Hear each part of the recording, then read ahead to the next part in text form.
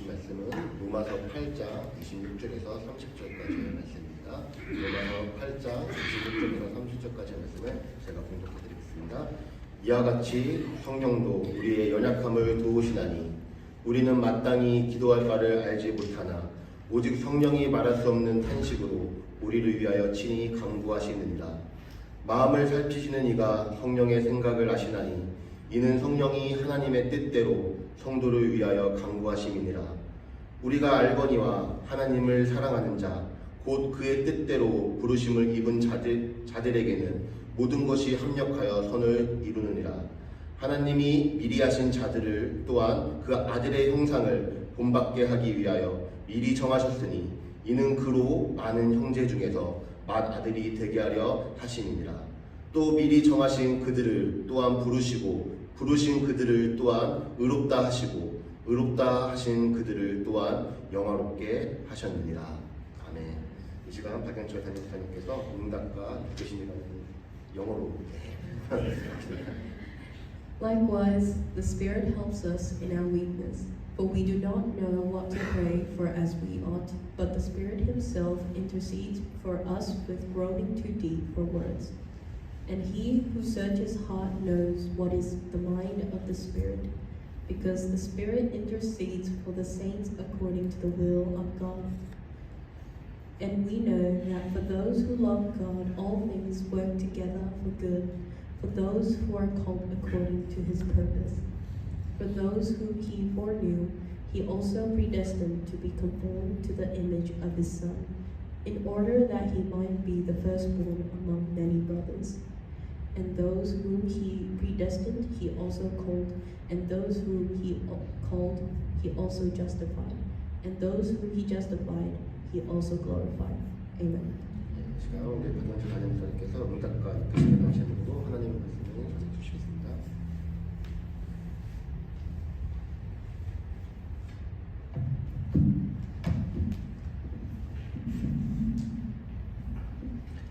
반갑습니다.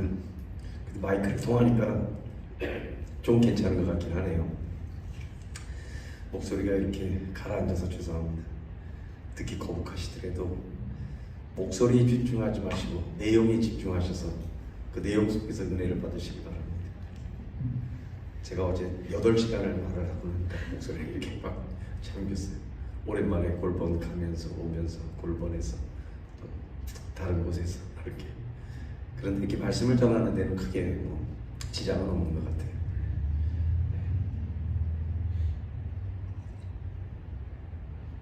우리는 계속 이제 로마서 8장에 대한 중요한 핵심 사항들을 보고 있습니다.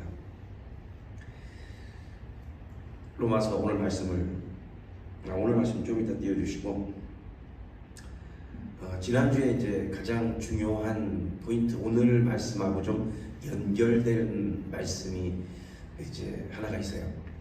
그리스도인의 역사관이라는 것을 지난주에 세상적인 역사관과 그리스도인의 역사관이 다르다라는 것을 말씀드렸습니다.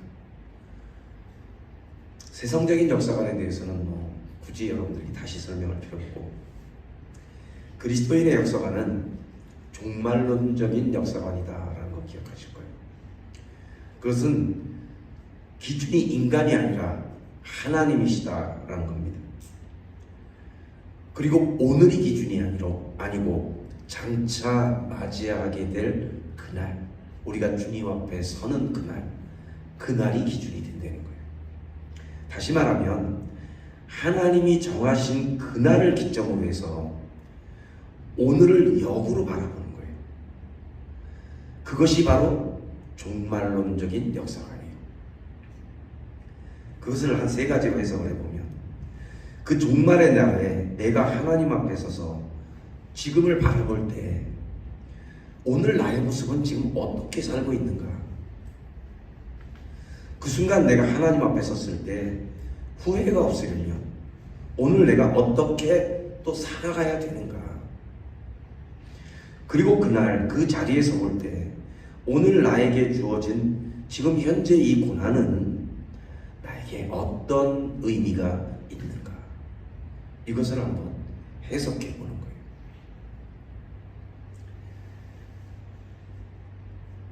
오늘 본문을 이제 연결해서 지금 여러분들이 그리스도인의 역사관을 이제 생각하시면서 오늘의 본문하고 한번 말씀을 같이 연결해 보겠습니다. 호주에서 기차 여행이 굉장히 좀 길게 가죠. 여기서 멜번까지만 가도 뭐 굉장히 오랜 시간을 갑니다. 호주의 어떤 기차 안에 대학 교수와 젊은 여자 청년이 우연히 동석을 하게 되었습니다. 이 대학 교수님이 오랜 시간 동안을 가야 되는데 좀 이렇게 서먹한 관계보다는 좀 부드러운 관계를 유지하고 싶어서 여자 청년에게 이제 제안을 하나 합니다. 우리가 서로 질문을 해서 못 맞추면 벌금을 내기로 합시다. 여자는 괜히 귀찮아지는 거예요. 시큰둥하면서 거절을 해요. 남자가 좀 자존심도 상하고 대학 교수님이라 좀 가르쳐주고도 싶고 여러 가지 생각 속에서 조건을 좀 바꿉니다. 그렇다면 내가 질문을 낸 걸 당신이 못 맞추면 당신은 나에게 10불을 주시오. 그런데 당신이 나에게 질문한 것을 내가 못 맞추면 100불을 주겠어. 여자가 또 거절을 해요. 귀찮게 하지 마세요. 남자가 또 자존심을 상해요. 여기서 하면 이 오랜 시간 동안을 너무 낯설은 모습으로 가야 될 것 같아요. 그래서 높입니다. 금액을 300불을 얻었어. 여자가 또 거절을 해요. 그래요. 그러면 500불까지 제가 한번, 당신은 나에게 10불을 주는 거고 나는 당신에게 500불을 주는 거예요.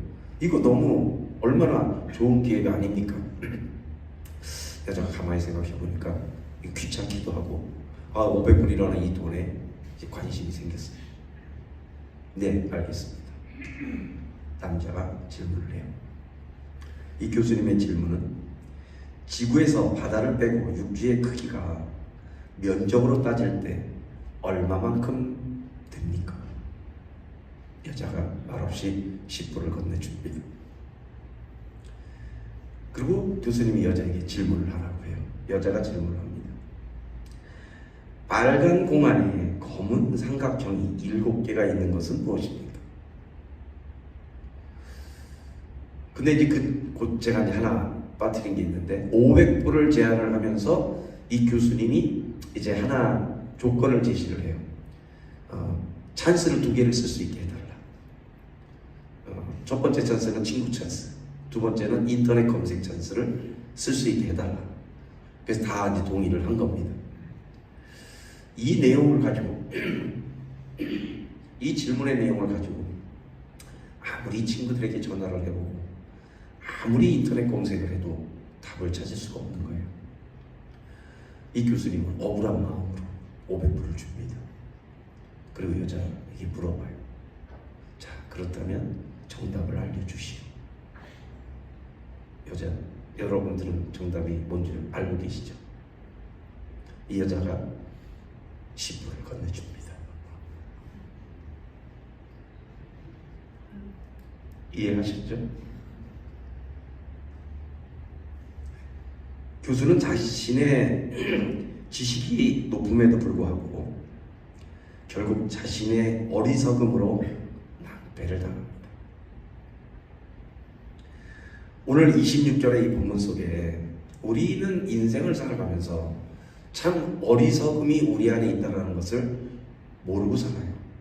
우리가 연약한 존재다라는 것을 때로는 잊어버리고 살 때가 참 많습니다. 26절을 보면 이와 같이 성령도 우리의 연약함을 도우시나니, 하나님께서는 우리 인간의 모든 것들을 다 감찰하시고 다 아세요. 그래서 우리를 하나님의 자녀로 삼으신 다음에 하나님은 하나님께서 계획하시는 그 방법대로 우리를 세워가십니다. 근데 우리는 어때요? 그것을 따라서 맞이하면서 가는 그런 능력이 우리에게 없어요. 그렇기 때문에 하나님께서는 성령님을 우리에게 보내주시고 그것을 이루어갈 수 있도록 우리 안에서 능력을 주시는 거예요. 성령님이 우리를 도와주시는 일에 대해서 우리가 정확하게 이해를 해야 합니다. 도우심의 성격의 본질이 무엇인지를 이해를 해야 돼요. 무엇을 도와주실까? 이것을 모르면 신앙생활에 상당한 오류를 범하게 됩니다. 우리들은 우리의 인생에서 감당해야 할 자기의 짐들이 각자에게 다 있어요. 자기의 십자가와 주어진 사명이 있습니다. 성령께서는 그것을 대신해서 해주시는 것이 아니에요. 우리가 그것을 할 수 있도록, 넘어갈 수 있도록 성령께서는 계속해서 우리에게 힘과 능력을 보여주시고 더해 주시는 거죠. 이런 거예요. 서영이가 공부를 열심히 하는데 엄마가 서영이가 공부를 잘할 수 있게 뭔가 도움을 주고 싶어요. 이 도움을 주는데 그 공부를 대신해서 해줄 수는 없다는 거예요. 옆에서 환경을 만들어주고 공부에 집중할 수 있게 해주고 이런 역할을 감당하면서 서영이는 엄마의 도움으로 공부를 자기가 할 수 있는 능력을 다 발휘해서 해나갈 수 있게 되는 거예요. 성령의 도우심은 우리에게 그렇게 해서 하나님께서 우리를 세우시는 그 인생의 과정을 세워나가시는 그 과정을 우리가 맞이하며 살아갈 수 있도록 성령께서는 때로는 부추기시고 때로는 질책하시고 때로는 칭찬하시고 우리에게 감동도 주시고 여러 가지 상황으로 그 하나님께서 계획하신 인생을 살아가게 하시는 겁니다.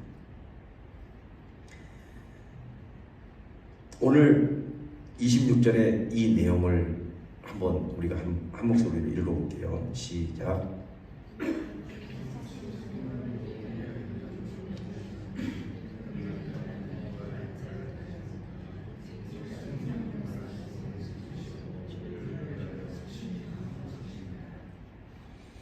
여기에 보면 우리가 하나 딱 눈에 띄는 단어, 탄식이라는 단어가 있어요. 여기서 이 탄식은 어떤 사람이 어떤 일을 못해서 하고 그렇게 한숨 쉬는 탄식이 아니에요. 저 사람이 저걸 좀 잘했으면 좋겠는데 그게 좀 막 열심히는 하는데 그게 조금 모자라. 그럼 그걸 보는 사람이 막 안타까움으로 그걸 보는 거예요.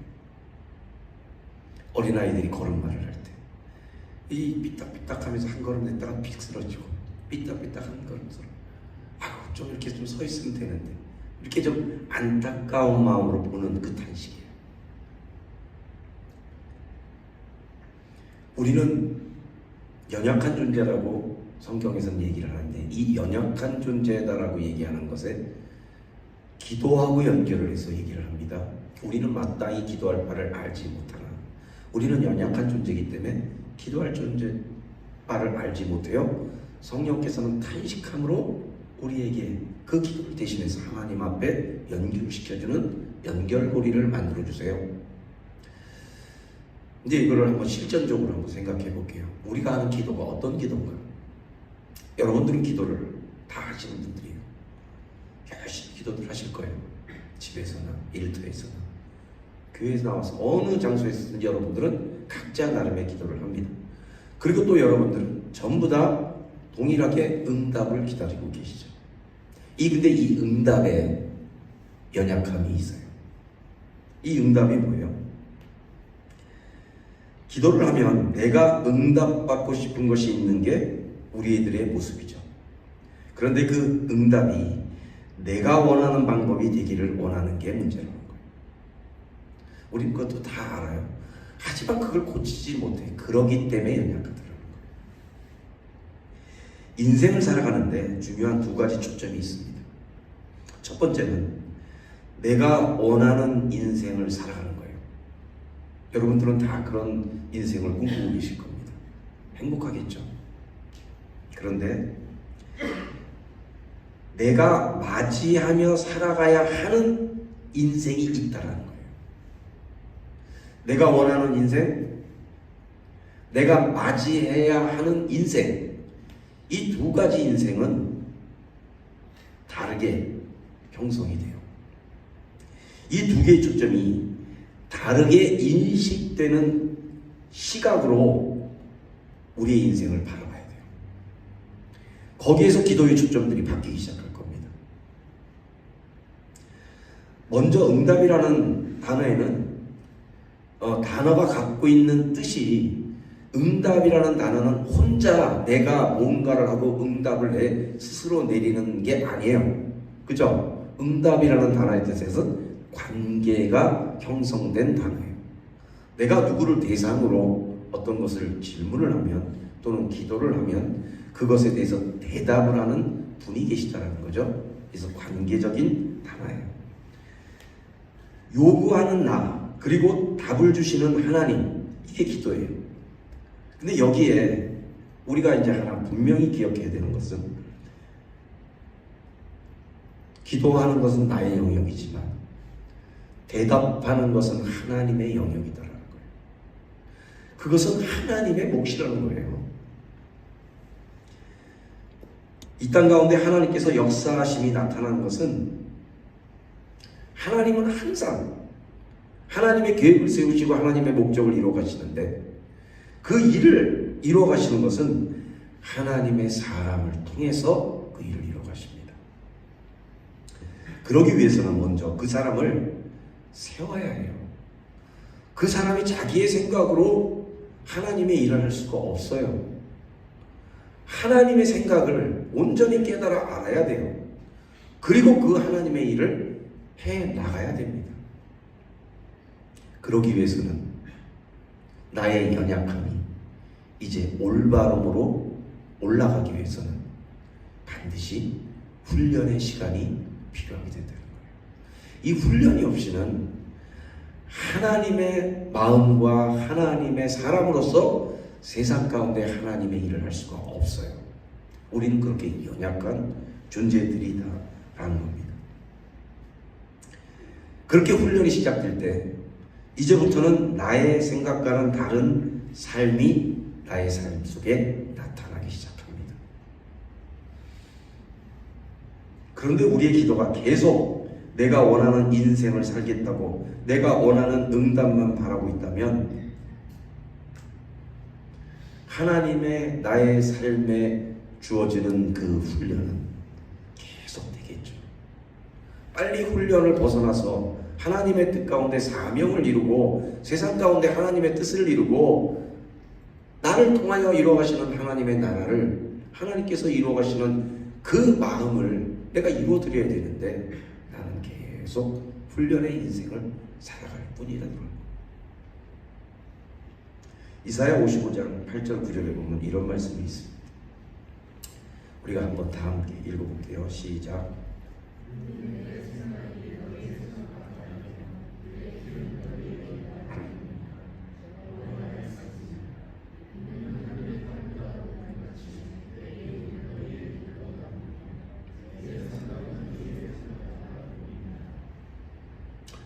우리는 하나님에 대해서 정확한 인식을 해야 돼요. 우리가 기도를 드리고 기도를 받으시는 그 대상의 하나님은 천지를 창조하신 분이고 우리의 생각과는 차원이 다른 아주 높으신, 우리가 생각하는 길과는 전혀 차원이 다른 그런 것을 계획하시는 분이에요. 그렇기 때문에 우리는 어떤 기도와 어떤 응답을 우리가 바라며 신앙생활을 해야 되는지 여러분들 안에 일깨워지는 것이 있어질 것입니다. 그리고 명심해야 됩니다.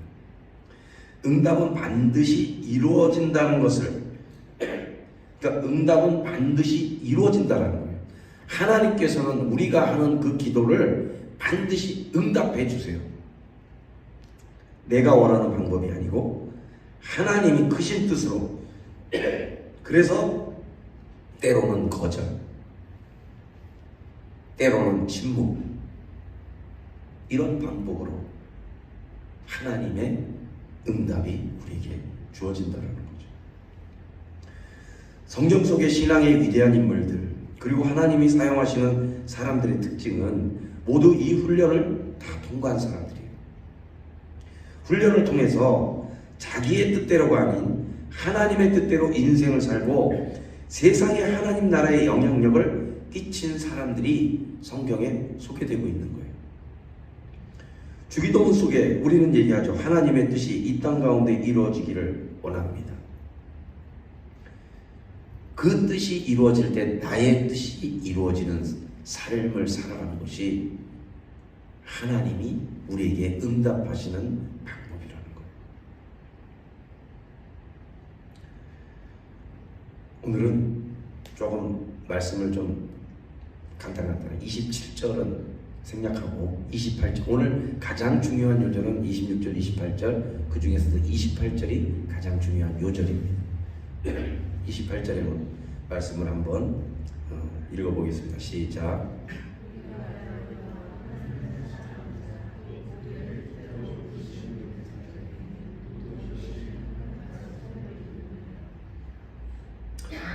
이 28절 말씀은 거의 많은 사람들이 암송을 하는 성경의 요절 중에 요절입니다.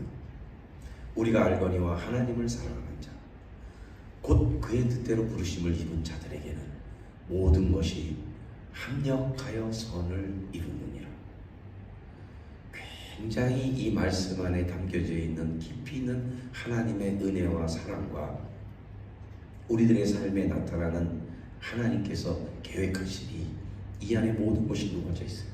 또 우리 시엘교회 공동체 안에도 마찬가지입니다. 우리들의 힘으로 우리들은 연합될 수 없어요.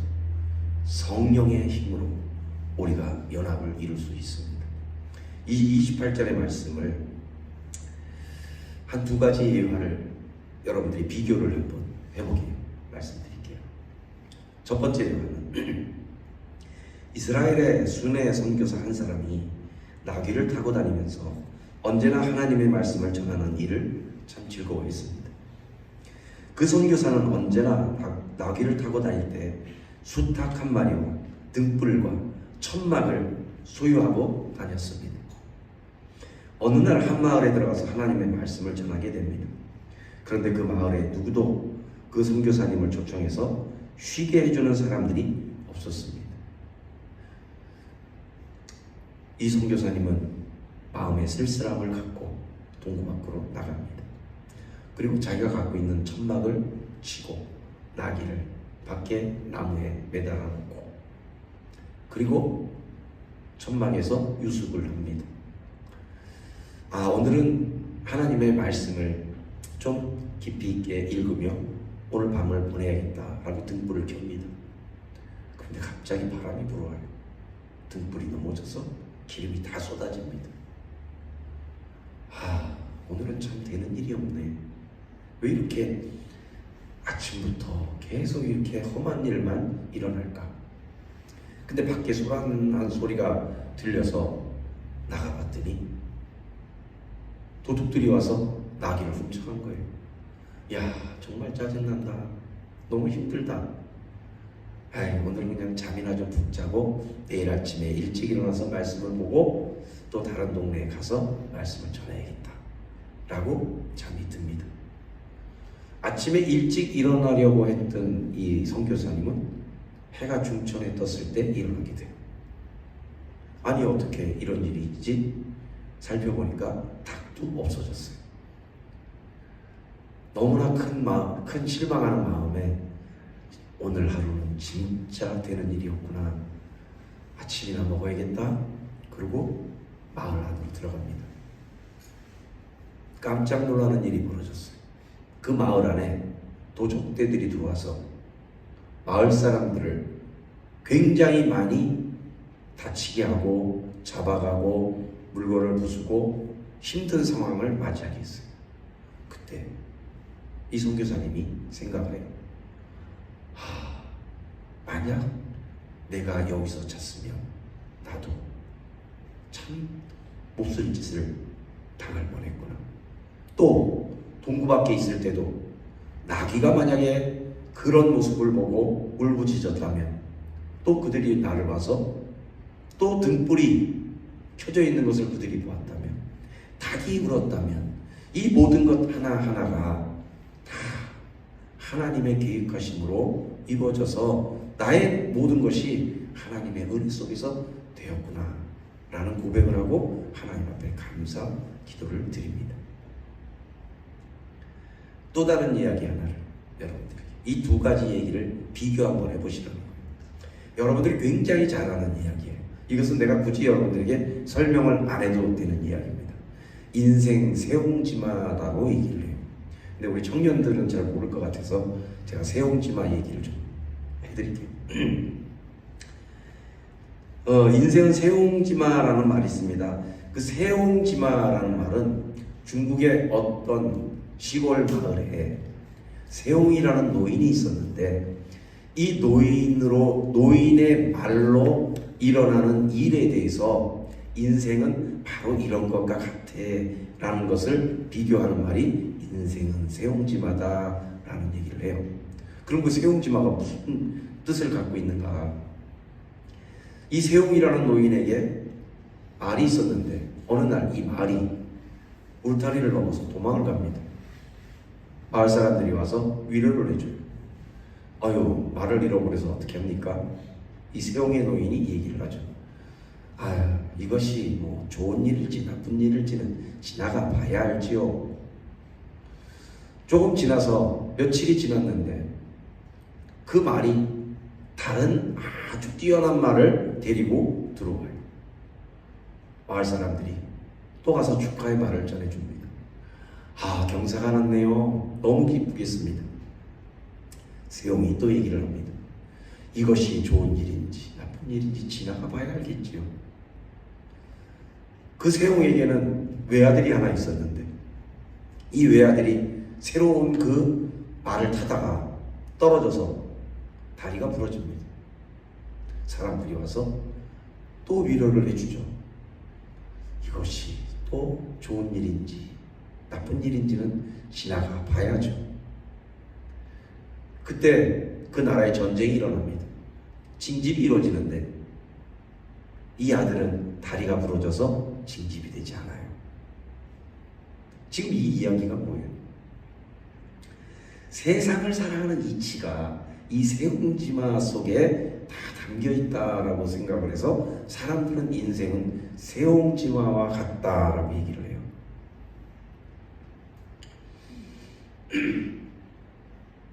인생에는 이렇게 좋은 일과 나쁜 일이 교차하며 일어나기 때문에 그러려니 하면서 사는 게 지혜이다라는 게 이 새옹지마가 주는 교훈이에요. 세상을 살아가는 마음의 자세를 좀 적당히 포기하고 살아가라. 스스로를 위로하면서 고난과 기쁜 일이 이 세상에서 교차하면서 자신을 다독거리며 살아가라고 하는 지혜가 담겨있는 말이다라는 거예요. 제가 좀 말이 이렇게 따박따박 못해서 이해하셨습니까? 이해하셨죠? 네. 이 새옹지마라는 이 말과 조금 전에 제가 순회 선교사님의 어떤 이 이야기는 뭐 비슷한 얘기 아니에요? 라고 얘기를 할 수도 있어요.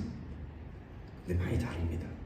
제가 말씀을 시작하면서 그리스도인의 역사관에 대해서 먼저 말씀을 드렸죠. 그 역사관의 차이가 나타나요. 기독교의 역사관과 인간사 새옹지마의 관점은 세 가지 차원에서 다릅니다. 첫 번째는 주체가 있냐 없냐. 이것이 누가 이끌고 가느냐, 누가 그렇게 만들어 가느냐라는 것이 있냐 없냐가 있어요.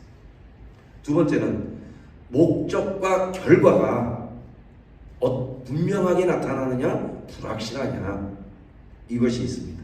세 번째는 동기입니다. 하나하나 간단하게 여러분들에게 설명을 해드릴게요. 주체는, 그 사건을 이뤄가는 주체가 하나님이신 그 순회 선교사의 믿음의 고백을 통해서 그리스도인의 역사관에 따라서 그 일이 되어졌다면, 인간 세용사는 그 주체가 없어요.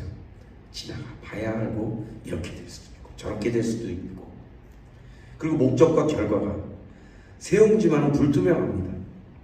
이것이 앞으로 잘 될지 그렇지 않을지 이것이 확실하지가 않아요.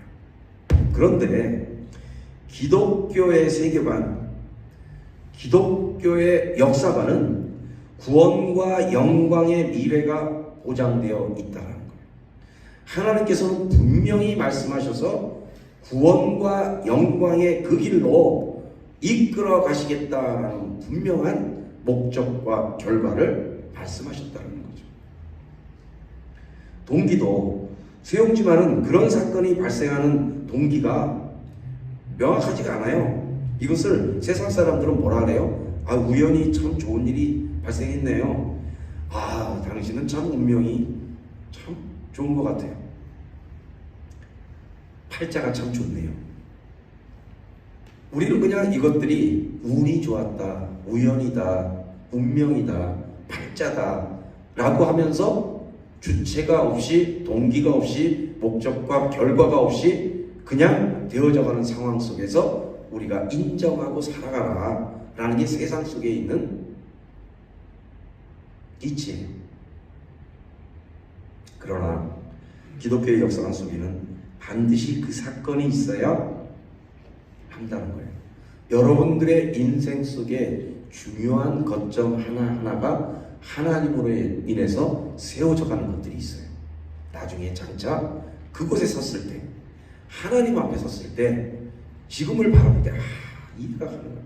그때 하나님께서 이것 때문에 나를 그때 이렇게 하셨구나, 나를 이렇게 인도하셨구나, 나를 이렇게 세워가셨구나. 주체도, 목적과 결과도, 동기도 이해할 수 있게 된다는 거죠. 세상의 세용지마 관점은 그렇게들 다들 사는데 이것이 인생인데, 그리고 스스로 위로하며 자포자기까지는 아니더라도 그렇게 위로하며 살아가는 게 사람들의 모습 속에 나타나는 거죠. 그래서 세상의 세용지마 관점에는 궁극적인 소망이 없다라는 거예요. 세상에 살아가는 사람들은 궁극적인 내 장래에, 내 마지막 인생의 끝에 내가 소망으로 삼을 것이 없다라는 것입니다. 그러나 기독교의 역사관은 하나님이 분명한 목적을 가지고 이끌어가는 역사이며 내 삶이 하나님의 손 안에서 결코 무의미하지 않다는 것을 확신하게 하는 위대한 역사라는 거예요. 오늘 이 28절의 말씀은 우리가 알거니와 하나님을 사랑하는 자, 우리가 먼저 하나님을 사랑한 것이 아니죠. 하나님께서 우리를 사랑하여 주셔서 성령의 생명의 법으로 사망의 법에서 해방시켜 주시며 우리를 자녀 삼아 주셨고, 우리를 육적인 인생을 살아가던 우리들에게 영적인 인생을 살아가는 우리들, 그리고 하나님께서는 우리들에게 아들이다라는 칭호를 주시며 상속자로 세워가십니다. 그 상속자로 세워가시면서 이제 하나님께서는 우리에게 말씀하시죠. 내가 너를 통하여 세상 속에 나의 나라를 이루어갈 것이다. 우리는 하나님의 상속자예요. 하나님의 은혜를 받은 자녀예요. 그럼 거기에 맞는 이 삶을 살아가는 우리들이 되어야 한다는 거죠. 내 욕심으로 인본주의 속에서 세용지마와 같은 그 논리로 내가 하나님 앞에 자꾸 다가서면 하나님과는 계속돼서 연결되는 고리가 아니라 분리되는 신앙생활이 되어진다는 거예요. 성령도 그런 여러분들을 도와줄 수가 없어요. 탄식하며 이끌어서 하나님이 원하시는 방법으로 이끌어 가시겠다라는 거죠. 하나님을 사랑하는 자, 하나님을 사랑하는 자로. 그 하나님을 사랑하는 자는 뭐라 그래요? 그의 뜻대로 부르심을 입은 자들. 이제 구체적으로 얘기를 해요. 하나님이 나를 사랑하셔서 이렇게 이루어주신 모든 것을 통해서 나도 하나님을 사랑하는 자의 관계가 되었을 때 그 모든 것이 하나님께서 나를 부르신 이유와 목적이구나. 그런 자들에게는 모든 것이 합력하여 선을 이룹니다. 하나님의 능력이 우리의 삶에 나타나기 시작합니다. 모든 것이 선을 이루는 일, 합력하여. 여기서 합력이라는 단어를 우리는 한번 생각해 봐야 돼요. 나에게 있는 좋은 일들만 모아서 아니에요. 나에게 일어나는 여러 가지 상황들을 다 모아서 안 좋은 일들, 좋은 일들, 그 사건이 그때 꼭 있어야만 됐다면, 그것을 하나님의 능력으로 넘어설 수 있겠다면 그 모든 것들을 다 모아서 하나님께서는 하나님의 계획과 목적에 이루는 삶을 우리가 살아갈 수 있도록 인도하신다. 또 하나는 공동체에도 여러분들은 여러분들 각자의 삶 속에서 하나님을 섬기며 하나님 앞에 올바른, 하지만 이 공동체 안에도 우리의 생각에 연약함이 너무나 많습니다. 그러다가 보니까 세상 속에 있는 많은 교회들이 많은 세상의 질타를 받을 뿐 아니라 교회에 모인 사람들끼리도 우격사임을 당해요. 서로가 서로를 공격해요. 바닥을 져요. 내가 옳다, 내가 옳다. 결론에서 말씀드리겠습니다. 세 번째는, 오늘 세 번째 말씀은 아주 간단하게 말씀드릴게요. 하나님의 역사하심이 이제 그 합력하여 선을 이루어 가시면서 이제 하나님께서의 역사하심이 우리의 인생에 나타나시는데, 그 인생에 어떻게 나타나느냐, 이것이 29절 30절에 구원의 5단계를 통해서 하나님께서 구원으로 이루어가시는 방법으로 우리를 나타내 보여주시겠다는 것. 29절, 하나님이 미리 아신 자들을 또한 그 아들의 형상을 미리 알았어요. 이 자녀들을 내가 이제 알았어. 자녀들을. 그 다음에 30절을 볼게요. 또 미리 정하신, 알고 정하시는 거예요. 내가 선택해서 저 아들과 딸을 통해서 세상 속에 하나님의 나라를 세워갈 것이다. 그리고 부르십니다. 그리고 의롭게 만들어가세요. 훈련을 통해서, 기도를 통해서, 예배를 통해서 의롭게 만들어가세요. 그리고 결과 나중에는 장차 그들을 영화롭게 만드시겠다는 거죠. 우리는 모두 하나님의 자녀가 되었어요. 로마서 8장 1절부터 지금까지 쭉 내려오는 얘기들을 보면 은혜의 말씀 아니면 우리가 받아들일 수가 없어요. 성령의 능력으로 우리 안에 계속해서 이것들을 깨닫게 해주세요. 그리고 오늘 결국 하나님께서 합력하여 선을 이루는 삶을 우리에게 인도하시고 이끄시겠다라는 약속의 말씀을 주십니다. 이제 결론의 말씀을 드립니다. 시간이 적당하네요. 결론 말씀을 드리면 결론 말씀을 두 가지인데 한 가지만 말씀드릴게요. 우리는 교회에 모여서 예배를 드리고 함께 신앙생활을 하는 공동체를 이루고 살아갑니다.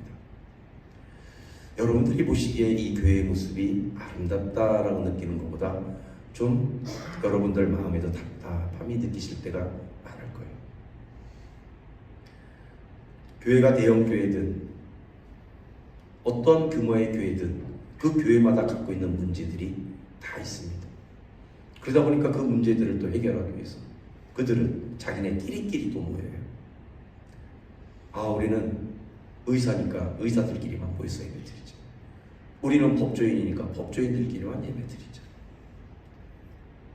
이 너무 모순점이 많아요. 분명히 우리는 알아야 됩니다. 교회는 예수 그리스도의 핏값으로 산 공동체예요. 예수 그리스도의 핏값으로 산 공동체. 우리가 이것을 가슴으로 느껴야 돼요. 여러분들 한 사람 한 사람을 핏값으로 사서 공동체를 이루게 하셨어요. 그러므로 교회는 예수 그리스도의 정신과 가르침에 따라 자신의 뜻을 꺾고 성령의 인도하심에 따라 은혜와 사랑으로 하나가 되는 공동체가 되어야 해요. 교회가 가장 조심하고 멀리해야 될 부분이 있습니다. 세옹지마와 같은 세상적인 관점이에요. 인본주의적인 해석입니다. 내 생각에 옳아, 이것이 교회를 망쳐요. 하나님의 뜻이 이것이야, 이것이 내 생각이야. 아니에요. 그러면 안 돼요. 하나님의 뜻은 품고 사랑하고 용서하는 거예요. 판단하고 정죄하는 것이 아니에요. 세상의 논리로 적용하고 자기의 주인된 모습으로 모든 상황을 해석해 나가게 된다면 교회는 파당에 휩쓸리게 될 것입니다. 자기와 뜻이 맞는 사람과 연합하여 다른 방식의 사람들과 대립하며 스스로 교회를 무너뜨려 나가게 되는 역할을 내가 할 수가 있다는 거예요. 그것이 성령을 거스르는 일이며 인본주의 모습으로 전락되어 하나님의 뜻 가운데 살아가지 못하는 신앙생활이에요. 그리고 교회는 연약한 지체를 따돌리면 안 돼요. 멸시하는 모습이 있어서는 안 돼요. 그리스도의 사랑으로 품고 함께 세워나가는 성령 공동체가 되어야 돼요. 이게 예수 그리스도의 피값으로 세운 공동체예요. 예수님은 우리를 위해서 피값을 주시면서 그렇게 공동체를 세워가신다는 거예요. 저 사람이 사랑받을 만한 자세가 있어야 내가 사랑해 주지. 그게 아니에요. 먼저 다가가서 내가 손 내밀고 사랑으로 감싸주는 공동체. 내가 당신에게 필요한 것이 무엇이 있을까? 그런데 대부분의 교회는 자기의 신앙생활을 편하게 하는데 주력해요. 인본주의의 시작입니다. 자기의 생각과 뜻이 먼저입니다. 그것에서 방해가 되는 일이 있으면 그 사람에게 공격적으로 판단하고 정죄하는 모습에 같이 뜻이 맞는 사람들과 파당을 이루며 힘으로하는 경우들이 있어요. 제가 여태까지 몇 개의 교회를 신앙생활을 호주에 와서 하면서 가장 가슴 아픈 게 바로 그거였었어요. 그런데 우리는 명심해야 합니다. 교회는 예수 그리스도가 세우신 목적과 뜻에 따라 성령의 이끄심에 순종하며 나를 변화시켜 나가야 한다는 것입니다. 나를 변화시켜야 돼요. 저 사람을 변화시키는 게 아니라 나를 변화시켜야 된다. 자칫 방심하면 왜 교회에 모여서 예배 공동체로 신앙 공동체로 모이고 함께 있는지를 그 본질을 잃어버리게 돼요. 인본주의의 생각 속에 빠졌어요. 그렇게 되면 세상의 방식에 따라 지극히 인본주의적인 모습으로 성령을 대적하는 일을 내가 하게 되고 하고 있다는 것을 우리는 명심해야 돼요.